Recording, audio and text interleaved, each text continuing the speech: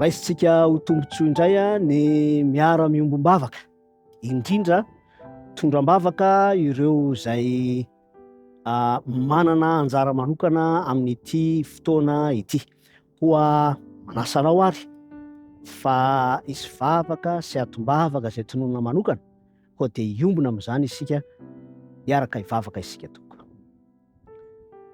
Rainy tsara indrindra izay any an-danitro indreto izahay, tsy misalasala, manatona sy miroso eo amin'ny seza fiandrianan'ny fahasoavanao, manantena mandrakariva, famelan-keloka, ary manantena ihany koa fiadanam-po, fahazahoan'antoka raha hiara-nonina izao vavaka izao, indrindra hitondram-bavaka manokana ireo mpanoratra, na mpanoratra boky izany, na mpanoratra tantara manokana izany, na mpanoratra ataontsika hoe mpanao fandaharana eo anivon'ny haino vakijery.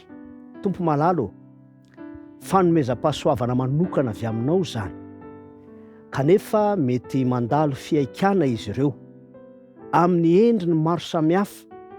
Koa sitraka indrindra ny miombom-bavaka, mitondram-bavaka azy ireo, mametraka izany talenta izany eo anatrehanao, satria tompo amin'ny maha olombelona dia mety hisedra fasarotana amin'ny endriny maro, mety hisedra fasairanana, nefa koa matoky izahay raha eo fa ianao izay nanome izany talenta zany, fanomezam-pahasoavana, tsy hanasoavana ny tenan'izy ireo ihany fa indrindra ho an'ny hafa, dia matoky fa miditra an-tsehatra ianao ary mandamina ny asan'izy ireo.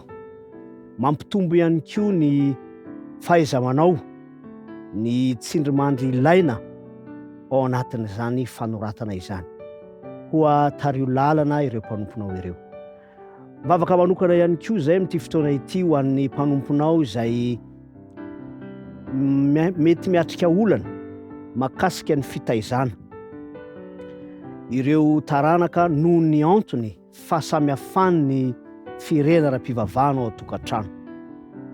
Tompo malalo, misaotra anao ny amin'ny fahafahany izany tokantrano izany mizotra hatrany, miorina ao amin'ny fitiavana sy ny fifankatiavana, kanefa tompo mba tsy ho olana anie ka hiteraka fahasamihafana eo amin'ny hevitra ho fampisarana, fa kosa mba hampanakarena anie mety ho fahasamihafana ny fomba fijery ao anatin'izany tokantrano izany.